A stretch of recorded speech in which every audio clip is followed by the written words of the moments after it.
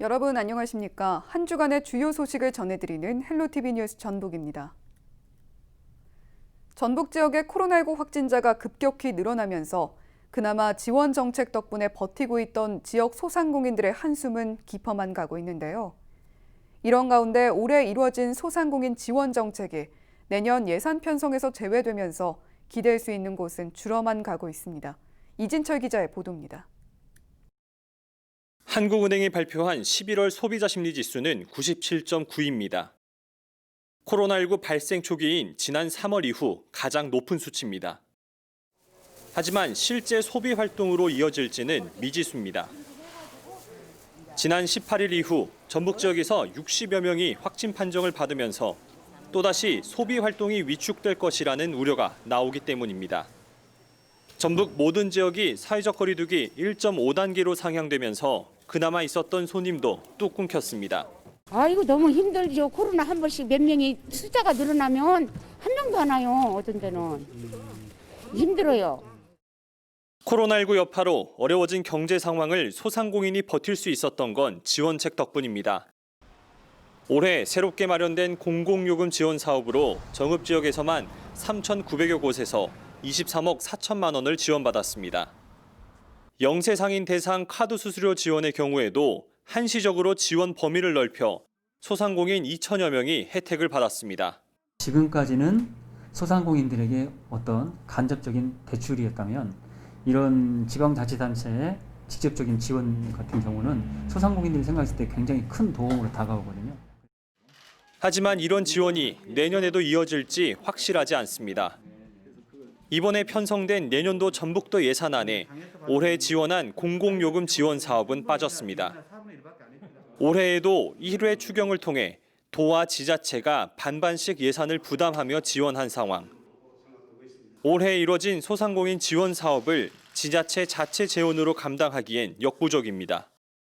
금액이 원체 크잖아요. 지금 이게 5대5라고 해도 이제 부담이 있으니까 도에서도 시작의 시구는 다 5대5 매칭을 하다 보면 네네. 그래가지고 현재는 없고 이제 만약에 상황이 악화가 되거나 뭐 그런 되면 이미 10달 넘게 코로나19로 어려운 경제 상황을 겪고 있는 소상공인에 대한 최소한의 안전장치가 될 정책이 절실한 상황입니다. 헬로티비 뉴스 이진철입니다. 새만금 내부를 동쪽과 서쪽으로 가로지르는 동서 이축 도로가 개통했습니다. 10년 전 새만금 방조제가 지어진 뒤 처음으로 완성된 기반 시설인데요. 새만금 내부 개발이나 투자 유치가 활성화될 거라는 기대 속에 관할권을 둘러싼 시군 간 법적 다툼이 과제로 남아 있습니다. 정명기 기자의 보도입니다. 광활한 서쪽 바다 위로 20.4km에 이르는 도로가 쭉 펼쳐집니다. 새만금 방조제 중간 지점에서 새만금 내부를 가로질러 김제 신포항까지 이어지는 동서도로입니다. 10년 전 방조제가 지어진 뒤 처음으로 완성된 기반 시설입니다. 15년도에 시작을 해가지고 지금 이제 이번에 개통이 되는 겁니다. 아무래도 이제 내부 개발이 많이 촉진될 걸로 예상이 되고요. 이날 개통한 동서 이축도로는 새만금에서 전주를 거쳐 포항까지 있는 연결 구간입니다. 그런데 이 도로는 아직 지번이 없습니다. 새만금 방조제 관할권을 둘러싼 김제시와 군산시 간 법적 다툼이 끝나지 않았기 때문입니다. 일단 임시로 지번을 부여한 새만금 개발청은 행안부 결정에 따르겠다는 입장입니다. 새만금 세계 경제자의 중심, 김제 발전이 가속화되는 계기가 될 것입니다. 부안과 군산을 잇는 남북도로의 경우 3년 뒤 열리는 새만금 잼버리 행사전에 개통을 목표로 하고 있고 예비 타당성 조사를 면제받은 새만금 국제공항은 기본 계획을 세우는 중입니다. 새만금항 인입철도와 신항만 등 기반시설도 공사가 진행 중이거나 착공을 앞두고 있습니다. 1단계가 이제 올해 완료됨에 따라서 그 성과도 평가를 해서 향후 10년간에 있어서의 계획을 논의하는 자리입니다. 한편 새만금 개발청이 주관한 이날 개통 행사는 코로나19를 이유로 느닷없이 출입이 제한되면서 일부 시군 관계자도 들어가지 못해 소동이 일기도 했습니다. 헬로티비 뉴스 정명기입니다. 코로나19 여파로 정부와 지자체마다 회식이나 출장을 자제하도록 권고하고 있습니다. 이런 가운데 전북도 교육청이 특정 식당에서 업무 추진비로 수천만 원을 사용하는 등 부적절하게 사용했다는 비판을 받고 있습니다. 김남호 기자가 보도합니다. 전북도교육청은 최근 전북도의회 행정사무감사 과정에서 업무 추진비 사용이 부적절했다는 지적을 받았습니다. 전북도교육청과 직속기관 등이 올해 들어 지난 9월까지 사용한 업무 추진비는 5억 원 가량입니다. 강용구 도의원은 도교육청 산하 기관들이 특정 식당만을 자주 찾은 데다 세 기관이 사용한 비용만 1,000여만 원에 달했다고 밝혔습니다. 업무 추진비 사용 관련해서 타 지역에 있는 도교육청 산하 기관이 한 특정 식당에서 이렇게 과다 사용한 정황과 이제 거리상 그 지역이 아닌 타 지역에서 이렇게 와서 사용했던 정황, 그게 좀 문제가 되고 있습니다. 강 의원은 올해 8월까지 관내 출장으로 출장비를 1,000만 원 넘게 받은 직원도 7명에 달한다고 말했습니다. 코로나19 여파로 회식과 출장 등을 최소화하도록 한 정부 지침이 무색하다는 지적입니다. 이에 대해 전북도교육청은 업무 추진비와 출장비 사용이 부적절하게 사용됐는지에 대한 추가 점검을 벌이겠다고 밝혔습니다. 업무 추진비와 여비에 관련해서 상세한 자료를 다시 요청하셨어요. 그래서 지금 저희가 실태 파악을 하고 있는 중이고요. 그리고 실제 강용구 의원이 이제 지적하신 바대로 일정한 업체에 이렇게 너무 과도하게 집행이 되었는지 확인하는 지금 과정에 있어요. 기관별로 업무 특성에 따라 출장이나 업무 추진비를 불가피하게 사용할 수는 있습니다. 하지만 잘못 지급되거나 과다하게 사용되지는 않았는지 세밀한 점검이 필요해 보입니다. 헬로티비 뉴스 김나옵니다. 228개 시군구 가운데 절반가량인 105곳이 인구 소멸 위험 지역으로 분류되고 있습니다. 대부분 인구 소멸 위험 지역에 속한 전북 지역 자치단체마다 미래교육 인프라를 확대하는 등 대책이 필요하다는 지적입니다. 김남호 기자가 취재했습니다. 정읍시 감곡면에 위치한 감곡중학교입니다. 이 학교 실내체육관에서 학생들이 골프 실습에 한창입니다. 시골 지역에 위치한 이 학교는 전교생이 7명인 일명 작은 학교입니다. 이 학생들은 승마와 당구 등 체험형 교육을 진행하고 교사들과 1:1 수업 등으로 학습 만족도가 높습니다. 저는 미술 수업을 가장 좋아하고요. 저희 학교 장점은 일단 사람 수가 적다 보니까 서로 이야기도 많이 하고 무슨 활동을 많이 해서 굉장히 친한 분위기가 있고요. 그다음에 서로가 사람이 귀중하니까 소중하게 대해주거든요. 그 점이 참 좋아요. 체험형 학습과 전문가 초청을 통한 진로 교육 등 특성화 교육 프로그램에 대한 소식이 알려지면서 내년도 입학을 신청한 예비 학생 수는 현재 12명에 달합니다. 이 가운데 9명이 도심 지역에 거주하면서 입학을 희망하는 학생들입니다. 학력 증진하는 데 최적화되어 있다. 예. 학생들의 어떤 개개인의 능력을 다 우등생이고 다 100점 맞을 수는 없지만 최대한 끌어올릴 수 있다는 데 장점이 있다. 진로 적성 문제를 작은 학교는 디테일하게 정말 밀도 있게 찾아줄 수 있다. 많은 장점을 가지고 있는 작은 학교들의 가장 큰 고민은 시설 투자 지원이 되지 않고 있는 것입니다. 실내체육관의 경우 천장이 낮아 배드민턴이나 배구 등 특정 종목 실습이 어렵지만 학생 수가 적다는 이유로 천장 개보수 등 시설 투자 지원을 받지 못하고 있습니다. 지역 정가에서는 인구 소멸 위험 지역의 가장 큰 원인 가운데 하나로 교육 인프라 부족을 제기하고 있습니다. 다목적 구장 같은 경우도 지역 주민과 함께하면 사실 거기에 있는 학생 인원이 20명이라 할지라도 그 지역에 있는 주민이 200명이면 그거를 복합화 시설로 해서 지역사회와 함께 쓸 수 있는 시스템으로 좀 마련하는 게 필요하다라는 생각이 들고 그러려면 학교와 지자체의 그 긴밀한 업무 협조가 좀 이루어져야 할 것 같고요. 인구 소멸 위험 지역으로 분류되고 있는 자치단체마다 대책 마련에 고심하고 있는 상황. 인구 감소의 가장 큰 원인 가운데 하나인 미래교육 인프라 확대가 필요하다는 목소리가 높아지고 있습니다. 헬로티비 뉴스 김나옵니다. 매년 10월이 되면 정읍을 하얗게 수놓은 구절초를 보기 위해 전국에서 관광객이 몰리는데요. 정읍시는 구절초를 지역 대표 관광자원으로 활용하기 위해 수년 전부터 구절초 테마공원을 조성하고 있습니다. 사업 완료 기한이 올해 말이지만 공사를 시작도 못한 사업도 있습니다. 이진철 기자의 보도입니다. 정읍 구절초 테마공원입니다. 총 길이 109m에 달하는 출렁다리가 건설되고 있습니다. 지난 2016년부터 사업은 시작됐지만 얼마 안 가 출렁다리 건설을 두고 시 공무원과 시 의원이 개입한 뇌물 비리가 발생하면서 중단됐고 올해 3월에서야 다시 공사를 시작했습니다. 이 다리는 정읍시가 수정한 계획대로라면 지난 6월에 완성됐어야 합니다. 하지만 어찌된 일인지 완공 예정일보다 5개월이 지났지만 여전히 공사는 마무리되지 못하고 있습니다. 출렁다리가 말썽도 많은 다리 아닙니까? 어떤 다리가 됐든 간에 4년 이상 끌린 것이 있습니까? 공사가 지연되고 있는 건 출렁다리뿐만이 아닙니다. 체험 관광 도입을 목표로 지난 2018년부터 20억 원을 들여 사계절 정원과 캠핑파크를 조성하고 집 트랙을 설치하는 사업은 공사 시작도 못했습니다. 사계절 정원 조성 예정 부지에서 구석기 유물이 1000점 이상 출토되면서 어쩔 수 없이 사업은 중단됐습니다.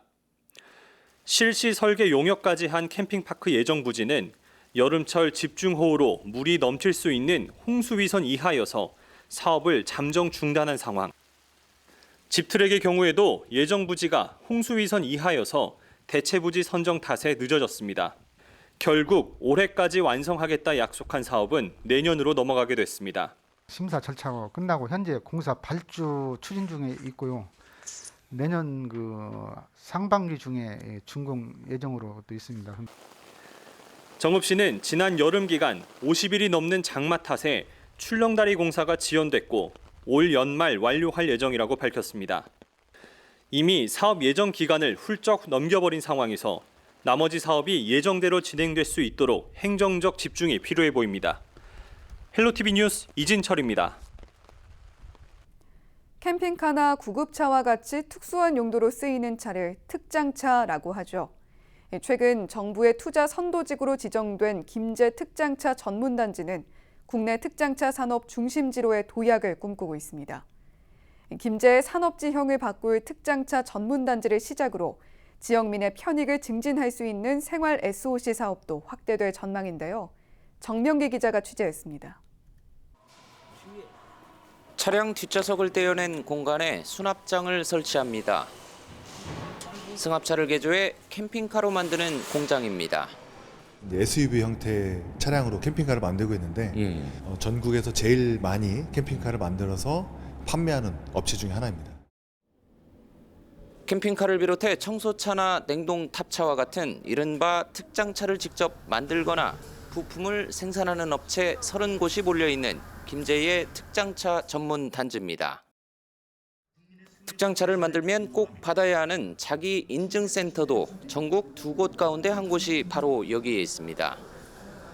특장차 단지가 관련 기업들로 채워지면서 김제시는 특장차 단지를 추가로 조성하고 있습니다. 특장차 단지를 가로질러 쭉 올라왔는데요. 축구장 47개 크기의 두 번째 특장차 산업단지는 이 지역의 2022년 완공을 목표로 본격화됩니다. 김제시는 이 지역을 국내 최초이자 유일한 특장기계 산업 집적화 단지로 발전시켜 나갈 방침입니다. 넉 달 전에는 정부 지원을 받는 투자 선도지구 지정을 끌어내기도 했습니다.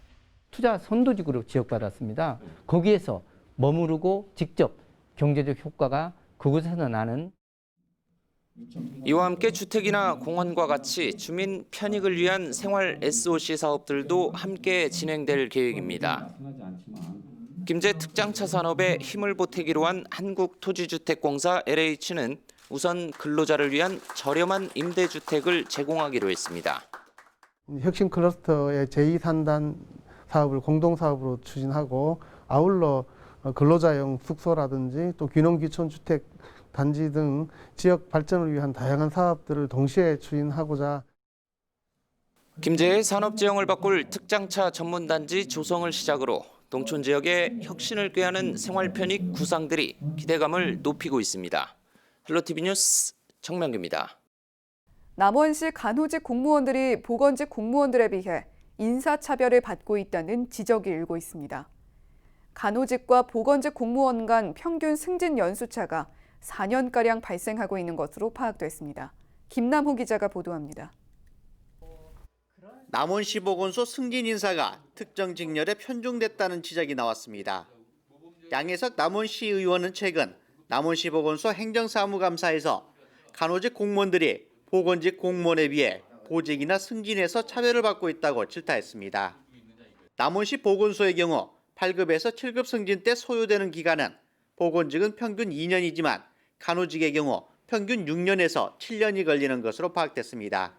보건간호의료기술직 직렬 승진자 5급에서 6급 승진자 명부를 봤더니 전체 27명 중에 보건직이 19명, 간호직은 4명, 의료기술직은 4명이에요. 계속 보건직에 계신 분들만 승진에 앞서가고 있는 것이 나와. 양 의원은 또 코로나19 여파로 간호직 공무원들의 업무 비중도 높아지고 있지만 의학검진계와 감염병 관리계 담당은 간호직이 아닌 경우도 많다며 개선을 촉구했습니다. 이에 대해 남원시 보건소 측은 기존 승진한 보건직렬 공무원 가운데 상당수가 간호조무사 자격증을 취득한 경우가 많아 잘못된 인사는 아니라고 해명했습니다. 전문 분야가 전문 직종이 필요합니다. 그래서 내년에는 저희 위생 분야의 위생직 또 감염병 분야의 역학조사관 이런 것들을 지금 시에다가 요청해 놓은 상태입니다. 간호직 8급으로 채용되고서도 비슷한 시기 9급으로 채용된 보건직 직원이 먼저 7급 승진을 하는 상황. 특정 직렬이 소외되거나 차별받지 않도록 경직된 인사행정 시스템 개선안이 마련돼야 할 것으로 보입니다. 헬로티비 뉴스 김나우입니다. 올겨울 전북 지역은 지난해보다 기온이 내려가 추울 것이라는 전망이 나왔습니다. 전주기상지청은 12월부터 내년 2월 전북 평균 기온은 평년 영하 1.1에서 영상 2.6도와 비슷하거나 낮겠다고 밝혔습니다. 또 12월 초에는 평년과 비슷한 기온 분포를 보이다가 후반부터 북쪽에서 내려온 찬 공기의 영향을 받아 기온이 큰 폭으로 떨어질 때가 있다고 전망했습니다. 1월은 찬 공기와 따뜻한 남쪽 공기의 영향을 주기적으로 받아 기온 변화가 크고 2월부터는 기온이 차차 오를 것으로 예보됐습니다. 김제시와 익산시가 전주 예비군 훈련장 이전을 반대하는 범시민 서명운동에 나섭니다. 김제시는 익산시와 함께 이달 말까지 20만 명을 목표로 서명운동을 벌인 뒤 국방부에 전달할 계획이라고 밝혔습니다. 김제와 익산시는 전주와 경계한 도도동에 이미 항공대대가 옮겨졌는데도 불구하고 예비군 훈련장까지 이전한다면 정신적, 경제적 피해가 더 커질 것으로 우려하고 있습니다. 정읍시에서 민원인이 공무원을 폭행한 사건이 발생했습니다. 지난 20일 오후 3시 30분쯤 정읍시청 출입구에서 70대 민원인 A씨가 팀장급 공무원의 머리와 복부 등을 때렸습니다. 정읍시 공무원 노동조합에 따르면 A씨는 내년도 사업량 배정에 불만을 품고 시장과 면담 직후 추가 설명을 하려는 공무원을 폭행한 것으로 알려졌습니다. 공무원 노조는 폭행 민원인에 대한 경찰의 철저한 수사를 요구하며 경찰에 고발장을 냈습니다. 전북 지역 한 사립고등학교에서 전 교무부장 아들의 답안지를 조작한 혐의로 기소돼 실형을 선고받은 교무실무사가 항소했습니다. 전주지법은 전북 지역 사립학교 교무실무사 34살 여성 A씨는 지난 23일 법원에 항소장을 제출했다고 밝혔습니다. A씨는 양형 부담 등을 이유로 항소한 것으로 알려졌습니다. A씨는 지난해 10월 15일 전 교무부장 50살 B씨의 아들의 답안지 3개 문항의 오답을 정답으로 수정한 혐의로 기소돼 1심에서 징역 3년을 선고받았습니다. 이상으로 뉴스를 마칩니다. 시청해주신 여러분 고맙습니다.